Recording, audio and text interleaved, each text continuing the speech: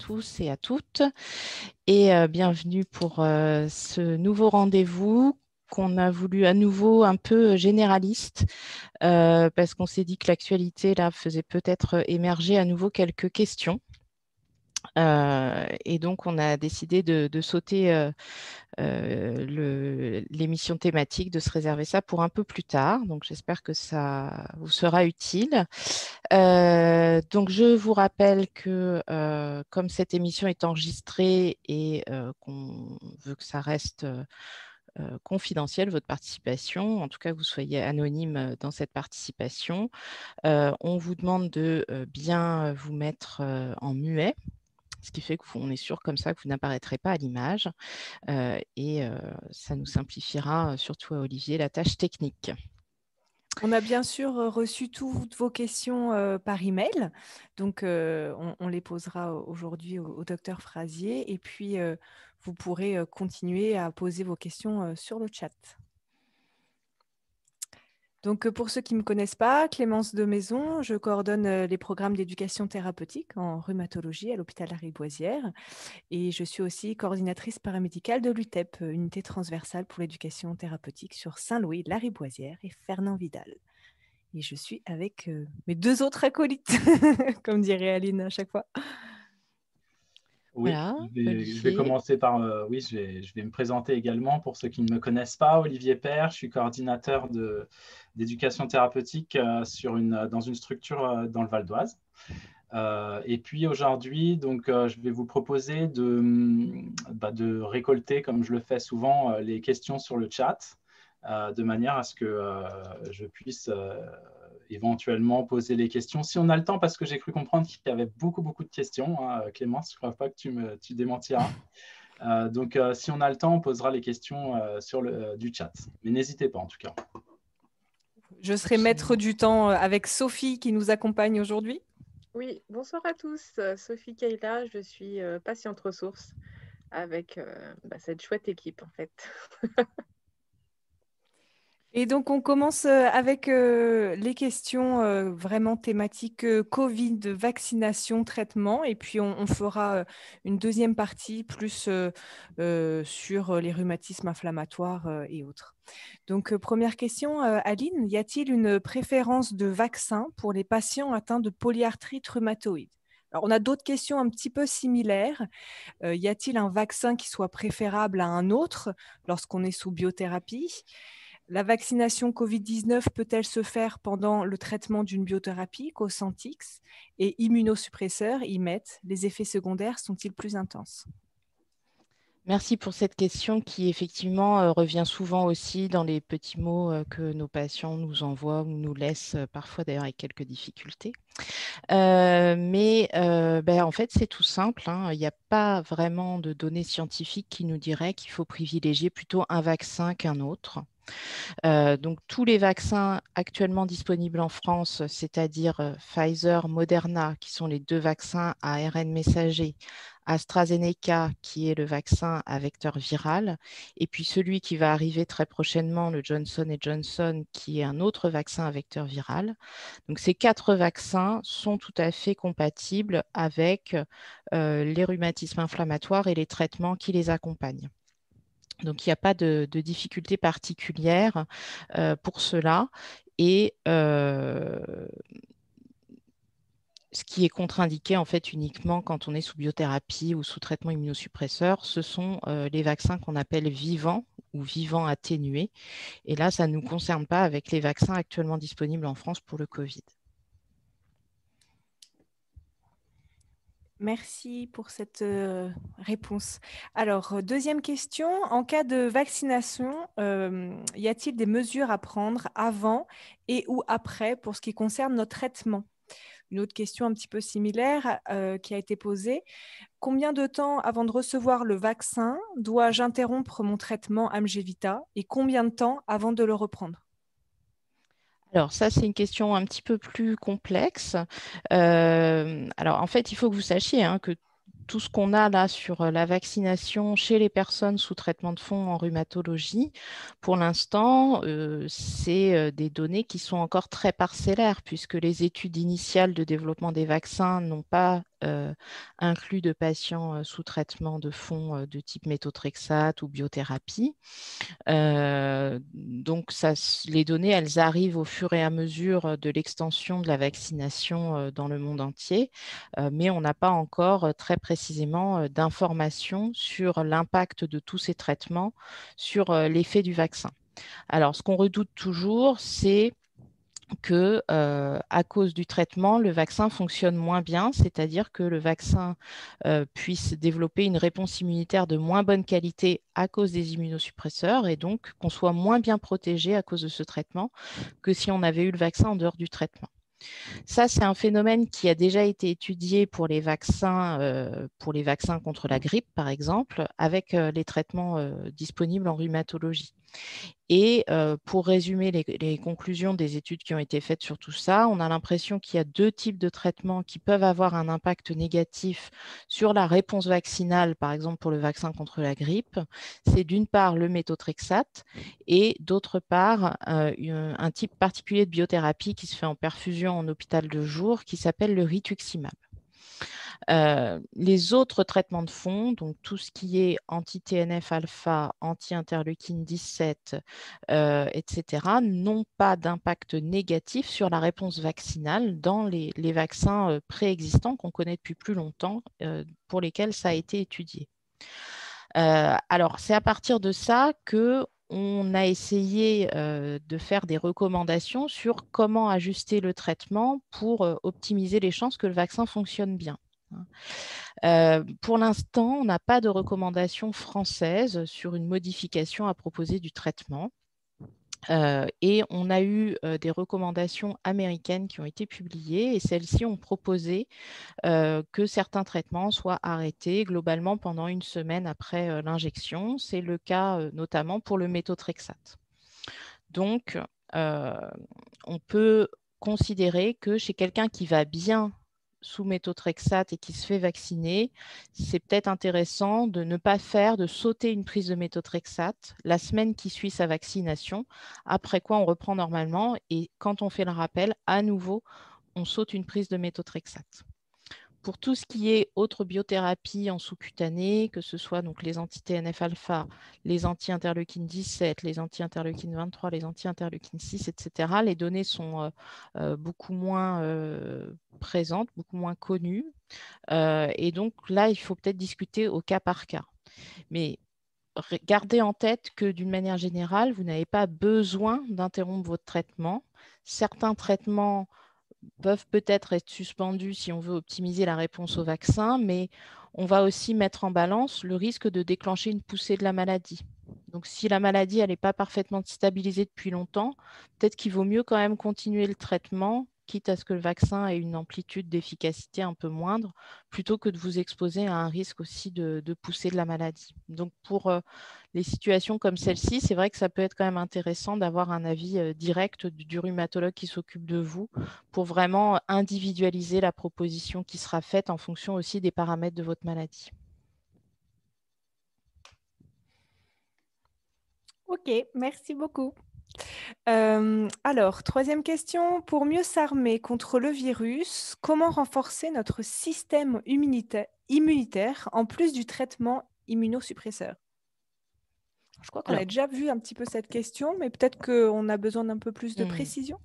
Alors, c'est toujours un peu compliqué de comprendre ce qu'on entend par renforcer notre système immunitaire. En fait, la bonne méthode pour renforcer notre système immunitaire face au Covid, vous la connaissez, c'est la vaccination, hein. La vaccination, c'est vraiment une espèce d'entraînement pour notre système immunitaire.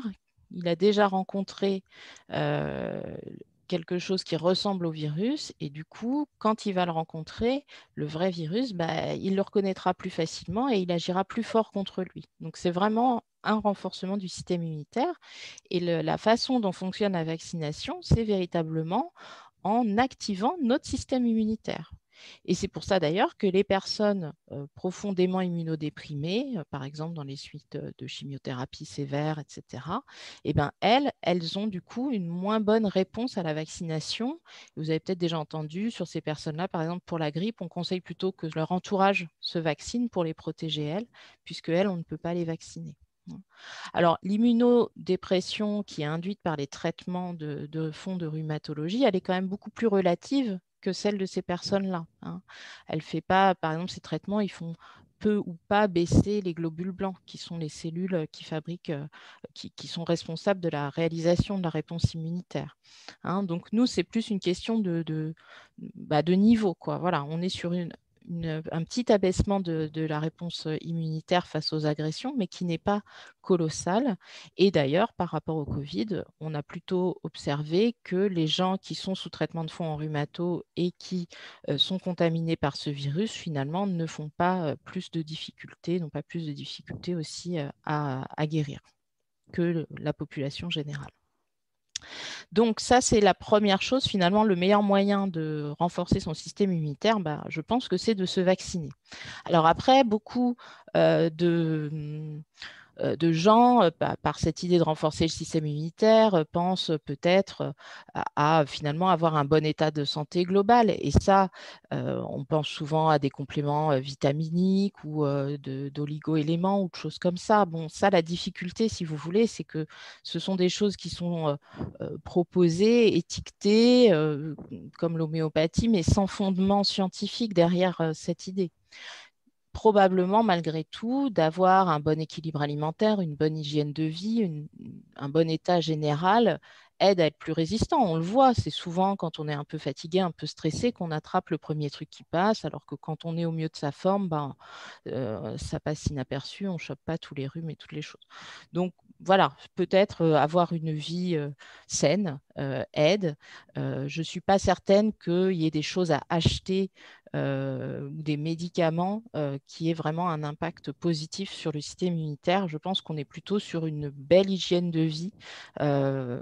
Voilà, mais cette belle hygiène de vie, elle passe aussi par entretenir des moments aussi de plaisir, de détente, qui ne c'est pas forcément suivre un régime drastique et draconien. C'est aussi profiter finalement de la vie pour être épanoui et détendu. Oui, quand tu dis médicaments, tu parles vitamines, etc. Finalement, avec une alimentation équilibrée et variée, ça couvre nos besoins oui, tu en sais ça mieux vitamines que moi. Ok, super. Alors, un petit peu de sport, bien dormir, gestion du stress et bien manger peut booster finalement, si on peut Ouais, dire c'est ça, finalement, nous faire permettre attention à soi. Question suivante, extrêmement pertinente. 1 an après l'apparition du Covid-19, dispose-t-on de traitements avérés, hormis les vaccins, pour enrayer le problème? Alors, c'est On voudrait bien effectivement savoir. une des difficultés. Si on avait un traitement qui permet de guérir instantanément, ça éviterait évidemment toutes les difficultés qu'on connaît là. Et alors, par chance, je le disais à Clémence, j'ai reçu juste en début d'après-midi les recommandations qui sont diffusées sur tout la PHP sur la prise en charge thérapeutique des patients Covid. Donc ça, déjà, vous voyez, par rapport à il y a 1 an, c'est un énorme progrès. C'est-à-dire que là, maintenant, on a des données de la science qui nous permettent de dire ce traitement marche, ne marche pas ou nécessite d'être encore exploré. Donc ça, c'est important. Et puis, on a aussi une uniformisation de la prise en charge. Ce n'est pas l'équipe de la RIB qui fait à sa sauce alors que l'équipe de Bichat fait autrement. Là, on a vraiment quelque chose de collégial, de discuté. Et donc, ça donne aussi plus de force, de fiabilité aux recommandations qui peuvent être faites. Donc là, déjà, il y a un progrès, c'est que tout patient Covid va avoir une prise en charge optimisée où qu'il soit reçu sur toute la France. Alors, les traitements du Covid pour les patients, ça va être, on n'a pas grand-chose là comme traitement vraiment qui ait prouvé son efficacité pour faire évoluer favorablement l'infection. Alors, on a bien sûr, vous avez sûrement entendu parler, les corticoïdes. C'est un des premiers traitements qui a été proposé. Mais eux, c'est pour les personnes qui ont une pneumopathie à Covid avec un besoin d'oxygène qui commence à devenir important. Donc, c'est à ce moment-là qu'on peut être amené à proposer les corticoïdes et d'autant plus si ces patients vont en réanimation. Mais ça peut permettre en fait de limiter justement le risque que les choses évoluent vers la réanimation. Ça, c'est quelque chose qui a été bien prouvé.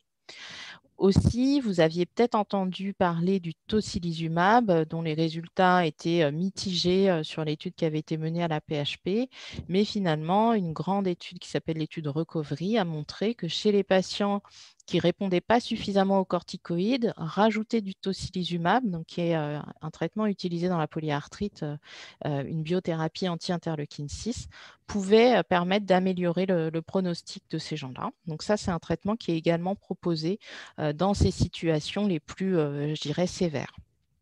Ensuite, vous avez peut-être entendu parler des anticorps monoclonaux. Hein. C'est un peu, c'est le traitement qu'a eu Donald Trump, notamment lors de son infection Covid. Donc c'est bien, lui, il n'y a pas trop de secret médical.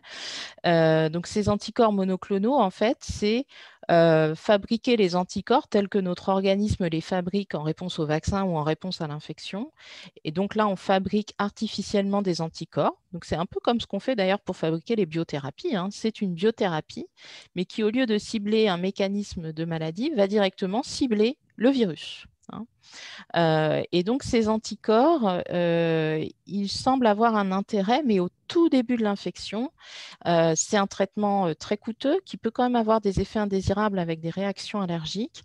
Et donc, pour l'instant, les données sont encore un peu parcellaires. Donc, c'est réservé à des situations particulières, des personnes à très fort risque d'évoluer vers une forme grave, mais tout au début de la maladie pour vraiment essayer en fait de tuer toutes les particules virales qui se promènent dans le corps avant qu'elles n'induisent une grosse réaction inflammatoire.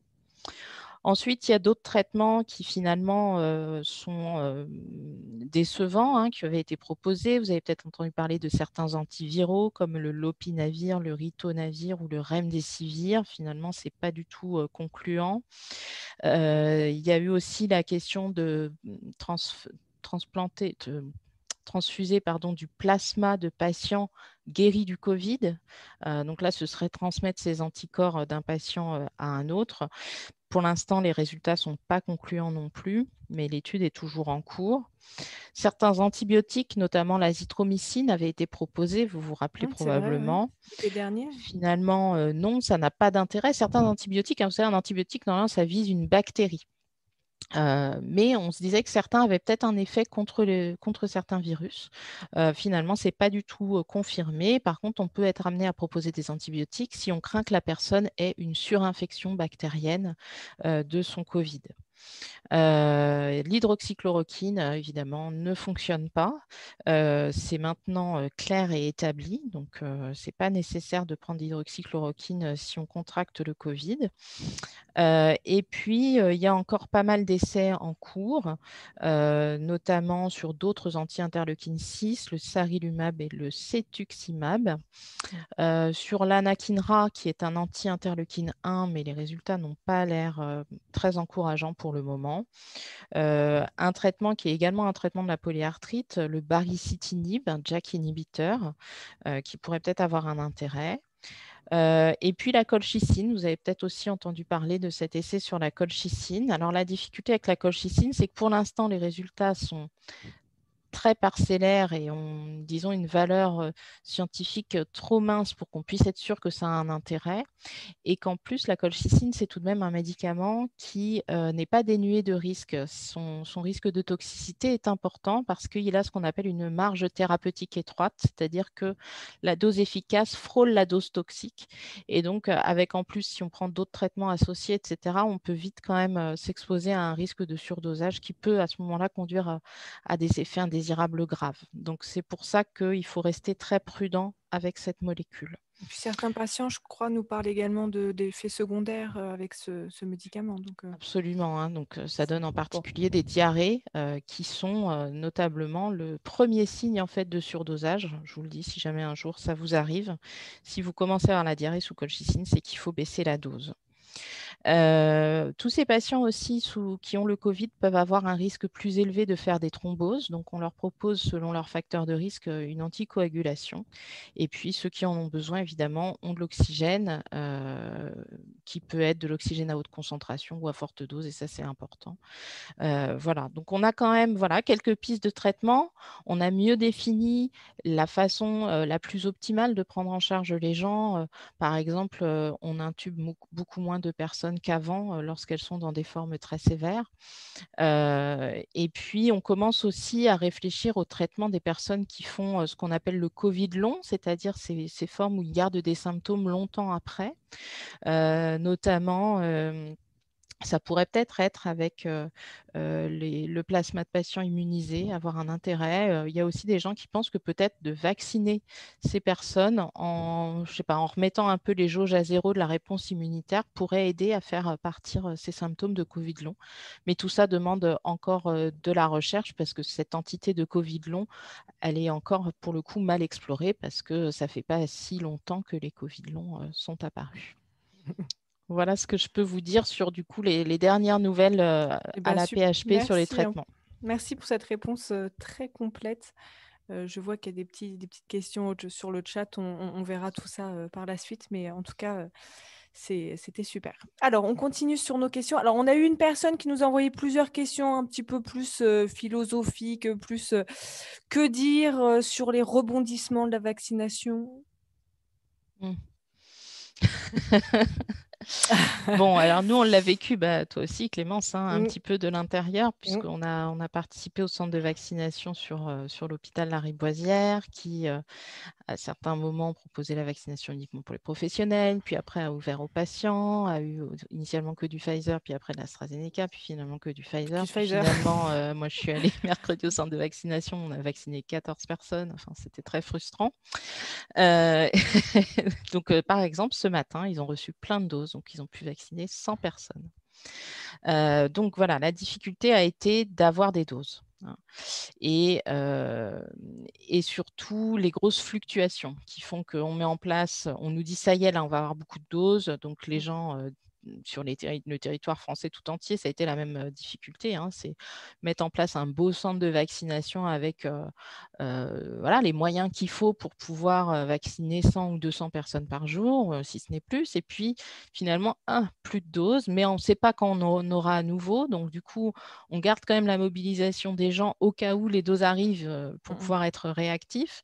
Voilà, et donc voilà, ça a été très compliqué. Ensuite, il y a eu des choix de la façon de distribuer du coup les doses du fait de ces problèmes de pénurie entre les pharmaciens, les médecins de ville, les hôpitaux, les centres de vaccination en dehors de l'hôpital, etc. Il y a eu des arbitrages qui n'étaient pas toujours faciles à comprendre pour les équipes qui vaccinaient. Donc ça a été la première difficulté, c'est cette cacophonie autour des approvisionnements. Ensuite, il y a eu l'affaire des thromboses de l'AstraZeneca. Donc ça, c'est la difficulté, c'est toujours de voir ce que les données scientifiques nous auraient dicté de faire et puis ce que, après, les contraintes ou les pressions politiques ont fait. C'est-à-dire que je pense qu'en temps normal, sur un signal de pharmacovigilance tel que celui-là, nous, habituellement, ce qui se passe, c'est qu'on reçoit une lettre du laboratoire en tant que prescripteur nous disant attention, il y a une précaution. C'est arrivé d'ailleurs avec un traitement de la polyarthrite il n'y a pas si longtemps que ça, il y a 2 ans, où on nous a dit attention, il y a eu plusieurs cas de thrombose qui ont été rapportés avec ce traitement, donc soyez vigilants, on mène l'enquête, on va faire des études complémentaires et on vous tient au courant. Mais on n'a jamais retiré le médicament en attendant d'avoir les résultats de l'enquête. Donc on était au courant du warning, ça veut dire que nous, quand on a prescrit le médicament à des personnes à risque, on a essayé de voir si on ne pouvait pas plutôt choisir autre chose.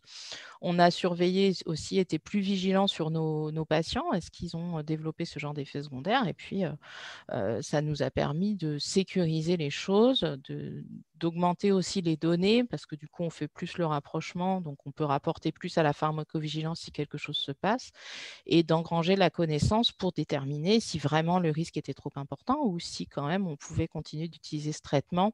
C'est toujours, vous savez, cette fameuse balance bénéfice-risque. Si le traitement il est hautement efficace, même s'il a des effets indésirables, à partir du moment où on les connaît, où on peut les gérer, à ce moment-là, peut-être qu'il est quand même utile de le faire. Vous avez bien compris que pour le vaccin, le bénéfice, il est indéniable. Et ce vaccin AstraZeneca a fait l'objet, je ne sais pas, d'une espèce de campagne de discrimination remettant en cause son efficacité ou la comparant au vaccin Pfizer, qui est complètement fausse, hein, c'est un vaccin qui fonctionne tout aussi bien. Donc les deux vaccins fonctionnent bien. Celui-là fait l'objet d'une attention particulière sur ce risque, donc est peut-être à éviter chez les personnes à risque. Et puis, on doit être vigilant si, à la suite du vaccin, on a des symptômes évocateurs de thrombose. On sera en tout cas rapidement éveillé à cette option-là. La prochaine question, je ne sais pas si tu pourras y répondre, peut-être que tu as tes entrées dans le gouvernement. Que dire sur le retard des achats des vaccins par l'Europe? Ouais, alors je me suis un peu renseignée sur ça parce que je trouvais ça intéressant et je m'étais demandé effectivement si dans tout ça, il n'y avait pas des choses qui étaient bien au-dessus de la médecine. Et voilà, je me suis posé la question si la décision d'arrêter complètement la vaccination Astra plutôt que d'attendre de voir ce qui se passe et ce que donnait l'enquête n'était pas aussi un petit peu faite pour faire pression économiquement sur le laboratoire. Alors, je ne sais pas si c'est le cas, mais en tout cas, ce que je sais, c'est qu'il y a eu une différence effectivement dans la façon de passer commande auprès de tous les labos d'ailleurs, hein, que ce soit Pfizer, Moderna ou AstraZeneca, entre l'Europe et d'autres pays comme les États-Unis, Israël ou le Royaume-Uni. C'est-à-dire qu'en Europe, on a négocié les prix pour avoir des prix plus raisonnables. Ça a pris un peu plus de temps du coup pour passer les commandes et du coup, dans l'ordre des priorités, en priorité ont été livrés a priori les pays qui avaient passé commande au prix fort et au tout début, hein. Et ce qui s'est passé, en fait, c'est que il se passe un monde, si vous voulez, entre la fabrication à petite échelle pour les essais cliniques d'un médicament ou d'un vaccin, et puis l'industrialisation. Et là, vous imaginez, il faut quand même un vaccin par personne du monde. C'est énorme. Et donc, cette industrialisation à très, très grande échelle, en un temps très, très court, eh ben, elle n'a pas aussi bien fonctionné. C'est-à-dire qu'il semble que le rendement de fabrication des composants du vaccin n'a pas été aussi bon que ce que le laboratoire fabricant avait imaginé. Si bien que ils n'ont pas pu effectivement fabriquer autant de vaccins qu'ils l'avaient imaginé lorsqu'ils ont passé les contrats. Donc c'est ça aussi qui fait que il y a du retard dans la livraison et que du coup, tout ça se fait. Donc, il y a probablement un petit côté sur l'économie, la façon dont ça a été géré économiquement. Puis, il y a un côté plus sur l'industrialisation d'un processus dans un temps record qui ne s'est pas fait aussi aisément. Mais bon, c'était probablement, il valait mieux ça tout de même que d'avoir des vaccins de qualité moindre, etc. Là, il y a eu dans le dossier d'évaluation européen de ces vaccins, apparemment aussi quelques ralentissements qui ont été liés justement à une volonté de garantir la qualité au sein du process de fabrication des vaccins fabriqués et délivrés. Et que dire sur le refus de certains soignants de se faire vacciner? Eh ben, comme vous l'imaginez, les soignants sont comme tout le monde. Être humain? Ils se posent des Vraiment? questions comme tout le monde. Ce n'est pas des super-héros? Alors, ils sont pas, voilà, en fait, la plupart des soignants qu'on a rencontrés, parce que nous, on a fait des réunions de discussion sur la vaccination auprès de beaucoup de soignants de l'hôpital, la plupart avaient plein de questions tout à fait pertinentes et logiques sur le fait que le vaccin était récent, qu'on n'avait pas beaucoup de recul, etc. Voilà, donc c'est ça qui fait qu'ils ont des craintes, des réticences, des interrogations. Finalement, quand on prend le temps, puis, comme vous d'ailleurs, ils ont été aussi submergés d'informations contradictoires, donc ils ne savent plus du tout à qui se fier. Euh, et, euh, et puis, tout le monde n'a pas le temps ni l'envie d'aller chercher les publications, etc. Voilà, moi, je le fais peut-être grâce à vous d'ailleurs, ça me motive un petit peu plus quand je vois passer les trucs. Je dis, ah, ça, il faut que je le regarde pour le live. Mais voilà, on peut comprendre que tout le monde n'ait pas envie de passer sa vie à lire les publis sur le Covid. Et du coup, bon, voilà, je pense que moi, mon impression, c'est qu'il fallait leur laisser le temps, puisque vous voyez, aujourd'hui, Il y a eu une énorme annonce sur « Venez vous faire vacciner sans rendez-vous car on a reçu plein de doses » et ça a super bien marché. Il y a plein de soignants qui y sont allés. Donc, je pense qu'il fallait simplement laisser le temps aux gens de se documenter, de se renseigner, de peser le pour et le contre. Je comprends qu'il puisse y avoir aussi des appréhensions, des craintes vis-à-vis d'un vaccin récemment arrivé. Moi, j'ai confiance, mais voilà, peut-être certains avaient besoin d'un peu plus de temps pour avoir confiance.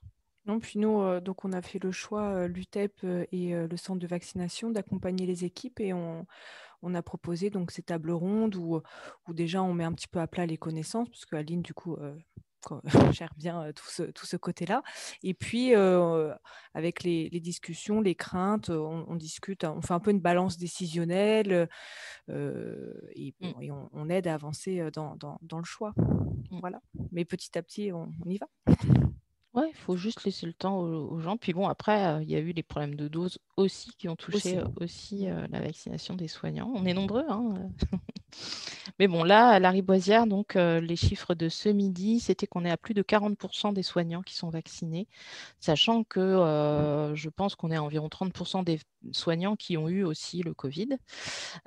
Donc, ces deux populations se chevauchent un peu, mais je pense qu'on n'est pas loin de 50% d'immunité, en tout cas sur l'hôpital Lariboisière, parmi les soignants. Joli score, du coup. Alors, la suite, parce que j'ai pas mal de questions. Que dire sur le retard de l'organisation de la vaccination par certains médecins? Finalement, c'est un peu ce que tu disais. Après, vous savez, je pense que vous savez on parle des déserts médicaux, mais en fait, c'est partout, hein. En Île-de-France, même dans Paris, il y a un manque de médecins partout qui vient de la démographie médicale qui a été régulée comme ça il y a une vingtaine d'années, hein. Moi, quand je me suis inscrite en médecine, donc c'était en 98, on savait qu'on allait manquer de médecins à partir de 2015 à peu près en France, parce qu'il y avait eu trop de restrictions sur ce qu'on appelle le numerus clausus, c'est-à-dire le nombre de personnes autorisées à entrer en études de médecine. Donc avec ça fait que vous avez remarqué, les médecins généralistes, les médecins traitants, ils sont surbookés, ils ont souvent maintenant des délais de rendez-vous qui sont... Voilà, avant on pouvait être vu le jour même, quoi. Maintenant c'est plus difficile. Et donc organiser la vaccination, ça veut dire soit planifier un moment où on ferme ses consultations pour pouvoir vacciner, ou alors planifier un moment en dehors de ses plages habituelles de consultation pour pouvoir vacciner. Ça demandait aussi aux médecins de sélectionner parmi tous les patients qui suivent ceux qui pouvaient correspondre à l'indication, puisqu'on ne pouvait pas vacciner tout le monde largue à main nue, il fallait choisir les patients les plus prioritaires.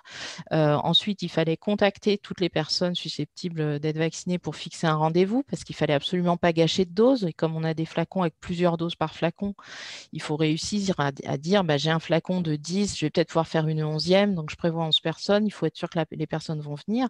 Et si on les inscrit et qu'elles ne viennent pas, ça ne marche pas, donc il faut quand même les appeler un à un. Donc ça commence vite à faire quand même une charge de travail conséquente pour organiser tout ça. En plus du travail habituel. En plus du travail il faut un moment dormir, manger. Voilà, donc je pense que beaucoup de collègues étaient prêts à démarrer, mais peut-être sur un rythme un peu plus tranquille, le temps justement de pouvoir mettre tout ça en place. Et puis, c'est à ce moment-là qu'il y a eu les problèmes de dose, ce qui leur a un peu coupé l'herbe sous le pied. Et là, il y a eu aussi, moi, j'ai vu passer beaucoup de frustration de certains médecins parce qu'on on les a un peu montré du doigt en disant réveillez-vous, secouez-vous les fesses. Et ils ont été quand même un peu vexés que le gouvernement les montre du doigt sur cette vaccination. Ce qui fait que certains qui étaient très motivés ont même jeté l'éponge en disant qu'ils se débrouillent puisque c'est ainsi. Voilà. Donc, bon. Voilà, il y a il y a des difficultés structurelles dans notre pays. Notre système de santé n'est probablement pas tout à fait optimisé pour les besoins, en particulier vis-à-vis de cette pandémie, mais d'une manière probablement plus générale. Et puis après, il y a eu des couacs de communication qui ont créé un petit peu en plus de colère. Puis on parlait des soignants qui avaient besoin aussi d'un temps pour réfléchir et se lancer. C'est le cas aussi de tout le monde, donc des patients aussi. Donc c'est pas toujours facile. Il faut dire, par exemple, répondre aux demandes, aux questions. Quand ils ont dit quand ils ont dit on fait le grand week-end, là où ils ont fait plein de vaccinations, donc ils en ont parlé à la télé le jeudi soir, en fait, tous les soignants des centres de vaccination l'ont appris au moment de cette conférence de presse du jeudi soir. Donc, d'un seul coup, pour le samedi, il fallait qu'ils ouvrent tout, etc., comme ça. Donc, on peut comprendre que c'est quand même pas très élégant de ne pas avoir laissé le temps aux gens de dire, attendez, là, on a des doses, on va s'y mettre, de ne pas les avoir prévenus un peu plus en amont pour qu'ils puissent trouver l'organisation, mobiliser les personnes aptes à vacciner, etc. Que dire des choix politiques qui sont faits dans la gestion de cette troisième vague? Ça, moi, je trouve que de toute façon, c'est trop difficile. Hein. C'est trop difficile heureusement qu'on n'est pas nous, les gouvernants. Hein. Chacun ses choix de vie. En plus, en fait, pour savoir si le choix qui est fait, par exemple, de ce confinement partiel, dirons-nous, si ça se trouve, ça va suffire. Moi, par exemple, le deuxième confinement, je me disais, oh là là, ça ne va pas suffire, tout le monde est dehors tout le temps. Puis finalement, ça a été suffisant et au moins, les gens ont vécu ça plus confortablement. Donc, si ça suffit, bravo, ils auront gagné et ce sera mieux pour tout le monde. Et puis, si ça ne suffit pas, l'histoire jugera et après, on verra aux élections ce que ça donne. Hein. Là, ce sera une autre étape. Une autre étape. Que dire des personnes qui déjeunent encore ensemble sur leur lieu de travail, de toutes les personnes qui continuent à organiser des rencontres familiales ou amicales, etc. Encore une fois, hein, les gens sont humains. Hein, et vous savez que cette crise du Covid, c'est aussi une crise psychique. On est tous à bout, on est tous crevés, on a tous envie de se retrouver. Même si c'est super sympa, la visio et le Zoom, ça ne remplace pas le contact. Hein. Moi, le jour où j'ai repris les consultations sur place, je me suis sentie tellement mieux. Pourtant, j'étais très contente de parler avec mes patients par téléphone, mais ce n'est pas pareil. C'est pas pareil. On est un être humain social. Alors, je pense que on peut faire confiance quand même à l'intelligence des gens. On peut leur faire confiance pour sélectionner un petit peu les écarts qu'ils vont s'autoriser à faire, qui resteront dans le domaine du raisonnable. Voilà, je pense que la plupart des gens, par exemple, moi, j'avoue, Oula, une attention, fois ça par semaine, je prends un café sur le trottoir avec une copine. En fait, voilà, depuis qu'on a mis en place ce petit rituel, ça me fait du bien quand même parce qu'on se voyait plus sinon depuis longtemps, etc. Le téléphone, c'est pas pareil. Voilà, je pense que si on garde les mesures barrières, les voilà, distances, là, nous, comme on boit le café, on enlève le masque au moment où on le boit, puis après, on le remet pour bavarder, on reste dehors. Bon, voilà, on minimise le risque. Et puis, voilà. Et puis, c'est aussi, si je prends un risque, est-ce que je le regretterais, quoi? C'est-à-dire, voilà, il y a certaines choses pour lesquelles je me dis, je ne vais pas faire ça et risquer de me contaminer ou de contaminer mon entourage si suite à ça, voilà, ça n'en vaut pas le coup.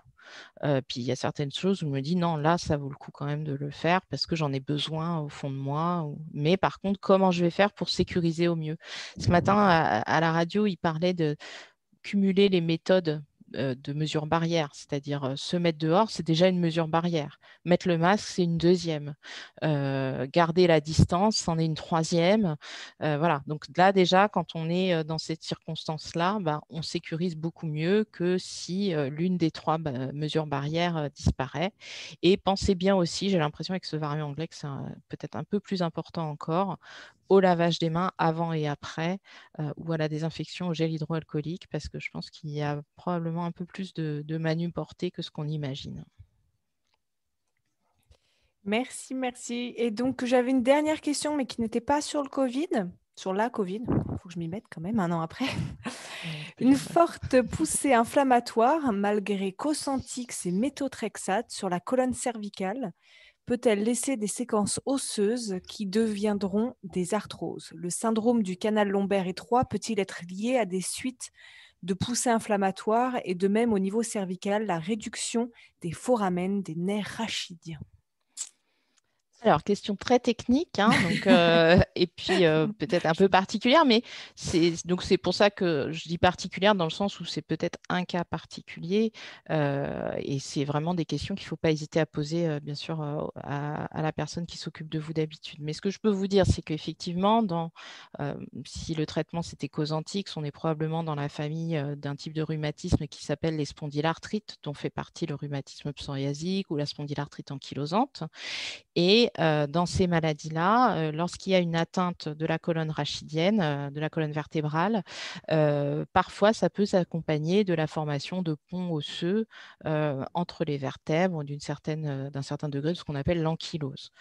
Néanmoins, nous, on apprend dès les études de médecine que l'ankylose qui apparaît dans ces rhumatismes-là, elle a un aspect différent en radio, en IRM, en scanner, de la formation de ponts osseux qu'on appelle les ostéophytes qui s'observent dans l'arthrose. Donc, ce sont différents types de ponts osseux et qui ont des causes différentes. Donc, si on vous a plutôt parlé d'ostéophytes, d'aspect d'arthrose, etc., c'est probablement indépendant de votre rhumatisme. L'arthrose, vous savez, c'est la maladie rhumatismale la plus fréquente qui apparaît de plus en plus avec le vieillissement. Et ce n'est pas parce que on a une spondylarthrite ou un rhumatisme psoriasique qu'on est immunisé contre l'arthrose. On peut très bien avoir les deux. Et donc, je dirais l'un des intérêts finalement du métier de rhumatologue, c'est justement quand quelqu'un se présente à nous avec une douleur et qu'il est porteur d'un rhumatisme inflammatoire, de se dire est-ce que là on est sur quelque chose qui vient du rhumatisme ou sur quelque chose finalement de plus entre guillemets banal ou commun qui est l'arthrose, parce que sur le choix des traitements, ça va modifier nos propositions. Voilà. On va continuer, Clémence, avec les questions du chat, peut-être. Merci, Aline, pour toutes ces explications. Il y a eu quelques questions, effectivement, donc on va retourner un peu sur la vaccination et puis sur les rhumatismes. Quelqu'un se posait la question en cas de poussée, donc rhumatismal, est-ce que je dois suspendre mon vaccin, en tout cas le rendez-vous pour me faire vacciner? Alors, je ne crois pas avoir lu de recommandations à ce sujet, donc je ne peux pas vous dire. Après, c'est vrai que par exemple, si on est dans une période où on a de la fièvre, ou si on a une autre infection, ou si on a fait d'ailleurs une autre vaccination dans les 15 jours qui précèdent, on considère que ce n'est peut-être pas le moment de faire son vaccin. Donc, si vous êtes dans une période d'inflammation, c'est peut-être plus judicieux, effectivement, dans l'idéal, je dirais, de décaler le vaccin. Après, d'un autre côté, vous avez compris qu'on est dans un certain degré d'urgence vaccinale parce que l'épidémie la monte très rapidement en ce moment. Donc, plus tôt on est vacciné, plus on a de chances d'échapper à cette troisième vague, parce que le vaccin, entre le moment où on le fait et le moment où on est vraiment protégé, il s'écoule quand même quelques semaines. Voilà, je pense que ce n'est pas une contre-indication de faire le vaccin pendant une période de poussée. Si c'est difficile de décaler le rendez-vous, ça risque de vous mener au calende grec ou de vous faire perdre un rendez-vous et que vous êtes très motivé pour le faire. Voilà, faut peser le pour et le contre, voir l'intensité de la poussée, voir si on arrive aussi à la juguler avec quelques traitements des symptômes et réfléchir en son âme et conscience à est-ce que je préfère retarder ou faire maintenant, mais il n'y a pas vraiment de recommandations précises pour vous guider. On va rester dans les questions un peu techniques. Le délai maximal entre deux doses, alors on parle que de certains vaccins, là, en l'occurrence. Alors, pour l'instant, la recommandation, c'est 28 jours pour les vaccins à ARN, Pfizer ou Moderna. Ensuite, si on décale plus, au-delà de 6 semaines pour ces vaccins à ARN messager, il semble que ce soit un petit peu moins bien que si on l'a vraiment fait entre 3 et 6 semaines. Hein. Dans l'étude, ils avaient fait 21 jours, donc 3 semaines. Et finalement, voilà, les données qu'on a sur des gens qui, au sein de l'étude, ont eu un décalage et tout, nous prouvent que si le rappel est fait entre 3 et 6 semaines, on reste sur une efficacité qui est bonne, mais au-delà, il semble que ça perde un peu d'efficacité pour cela. Pour l'AstraZeneca, c'est différent. La réaction immunitaire semble plutôt meilleure si on retarde plus, c'est-à-dire de 9 à 12 semaines après le premier vaccin, le rappel. Si on le fait moins de 9 semaines après la première dose, il semble que la réponse immunitaire soit de moins bonne qualité. Donc, comme s'il fallait laisser le temps au système immunitaire de se mettre un petit peu en route pour optimiser ensuite l'impact positif du rappel. Donc, voilà ce que je sais sur ça. Donc, après, effectivement, on s'adapte aussi aux circonstances de la vie et parfois on décale un peu par rapport à cet idéal, dirons-nous. Voilà, si vous voulez, ce qu'il faut se dire, c'est que d'une manière générale, un vaccin, c'est pas il marche pas. C'est il marche plus ou moins fort. Voilà. Donc, on voudrait évidemment se mettre dans les conditions dans lesquelles il marche au mieux, mais s'il marche un tout petit peu moins bien, c'est toujours mieux que rien. Ça ne vous protégera peut-être pas d'une forme mineure, mais ça vous protégera au moins d'une forme grave. C'est déjà important. Bon, tu parlais de rappel, donc je pense effectivement que la prochaine question sera peut-être un rappel, parce qu'il me semble que ça a déjà été posé, mais ça ne fait pas de mal justement de le rappeler. Si j'ai déjà eu le Covid, est-ce que je dois me faire vacciner? Alors, pour l'instant, la recommandation, c'est oui, de faire un vaccin, mais une dose unique. Il n'y aura pas besoin de rappel. En fait, ce vaccin agira comme la deuxième dose des vaccinations chez les personnes qui n'ont jamais été contaminées par le Covid. C'est-à-dire que cette deuxième dose, en fait, elle donne un effet vraiment amplificateur à la réponse immunitaire induite par le vaccin ou par l'infection initiale, et donc une protection sur les réinfections beaucoup plus puissante que si on comptait uniquement sur l'immunité acquise naturellement. Alors pour l'instant, la recommandation est d'attendre au moins 3 mois et peut-être même plutôt 6 mois après son infection Covid pour se faire vacciner. Mais comme je vous ai dit, ça c'est une recommandation qui va peut-être aussi évoluer, notamment dans le cadre des personnes développant des symptômes de type Covid long. Je vais te demander ton avis aussi, Aline, sur la suite, le futur. Est-ce que tu penses que le vaccin devra être annuel? Alors ça, personnellement, je suis complètement... je ne sais pas en fait ce qui nous attend. Je sais que certaines personnes pensent qu'on va probablement vivre avec le Covid tout le temps, finalement, toute notre vie, comme on vit avec la grippe, comme on vit avec, je sais pas, la polio, la tuberculose dans ce monde. Et à ce moment-là, effectivement, est-ce que le fait d'avoir été vacciné une fois nous protégera à vie ou est-ce qu'il faudra faire des rappels? Je ne sais pas parce que pour l'instant, on ne sait pas combien de temps on est protégé avec le vaccin. On sait qu'on est probablement protégé au moins 6-8 mois, je dirais, peut-être même 10 mois. Mais au-delà, de toute façon, on ne peut pas savoir vu que les premières études du vaccin Pfizer, elles ont commencé en juillet 2020. Donc, ça fait 6 et 3, 9 mois. Donc voilà, on ne peut pas avoir beaucoup plus de recul que 9 mois. Donc peut-être que cette immunité est plus durable. Ça va faire l'objet évidemment d'études qui sont probablement déjà enclenchées. Et peut-être que le vaccin aussi va évoluer avec les mutations, comme on a vu là les variants. Et donc il va falloir remettre à jour son vaccin sur les variants d'année en année.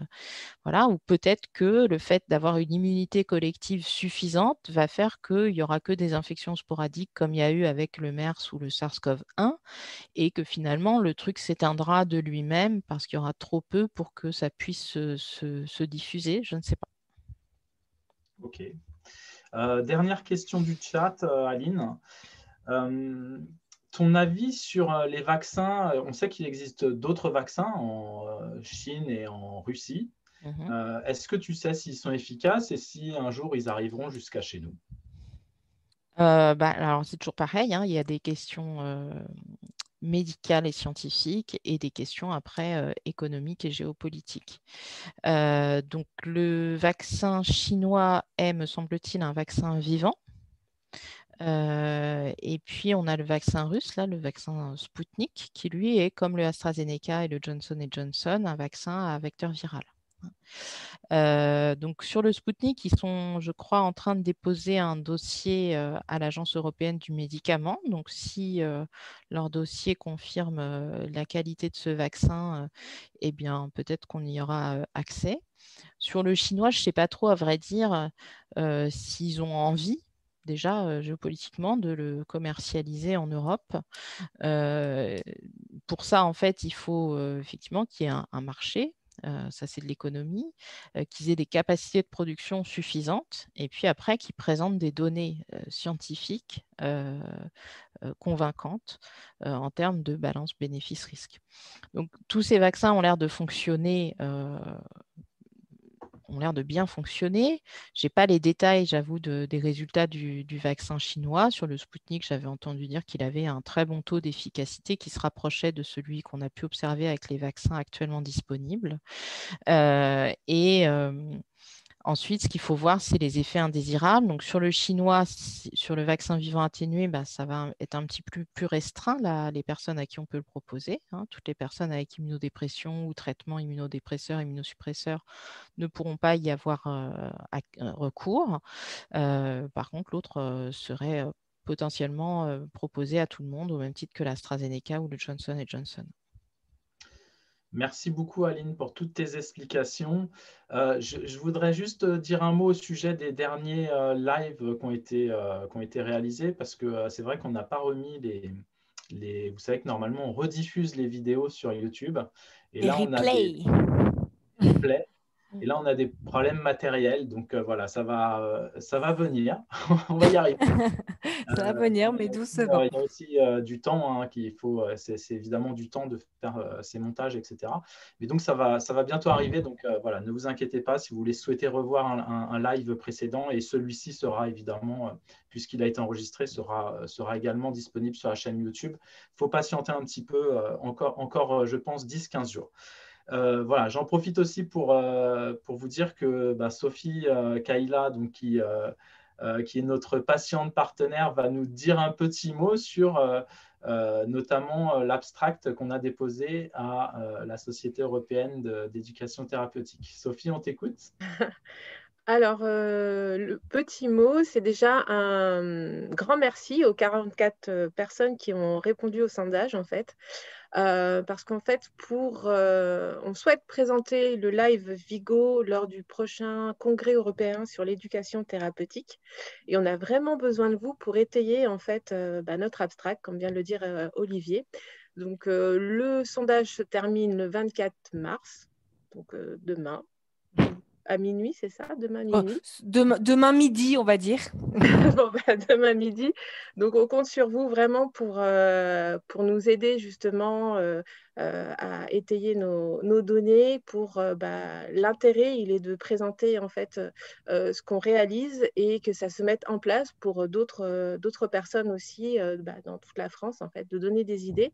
Et je pense que ça peut être intéressant aussi parce que vous devez le constater que ça fait du bien d'avoir un petit live une fois par mois.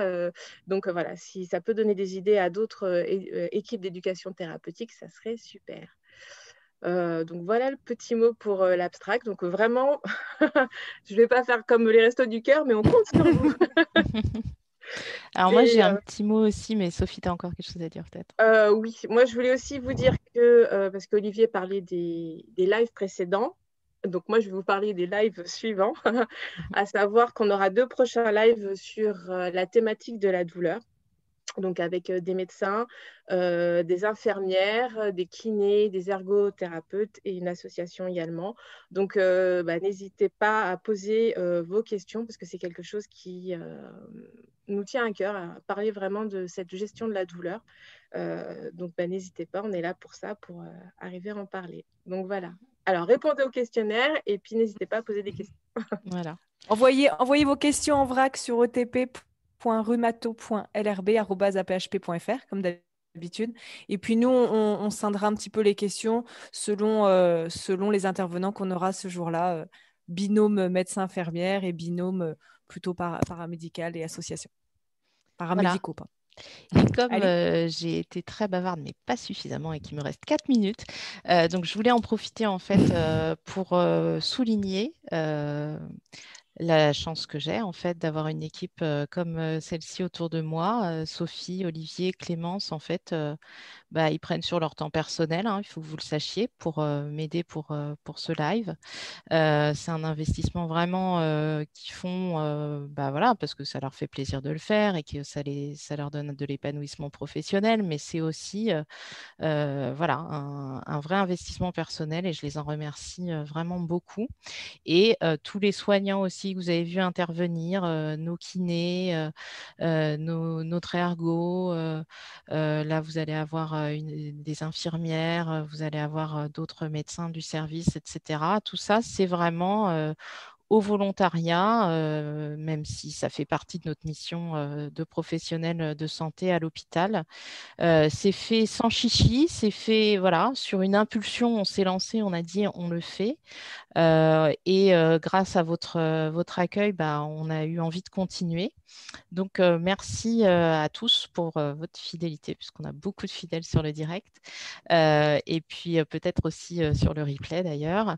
Et merci surtout à toute cette équipe que j'ai la chance d'avoir autour de moi. Et ça donne envie de se lever tous les matins. Et comme dit mon chef de service, à qui je dois tout, et qui nous a donné aussi le feu vert pour faire ça, le professeur Richette.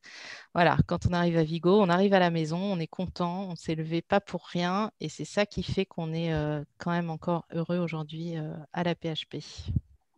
Merci pour tout. On se retrouve le mercredi 28 avril. Merci beaucoup pour ce témoignage, Aline, et merci à tous les internautes et toutes vos questions. C'est chouette.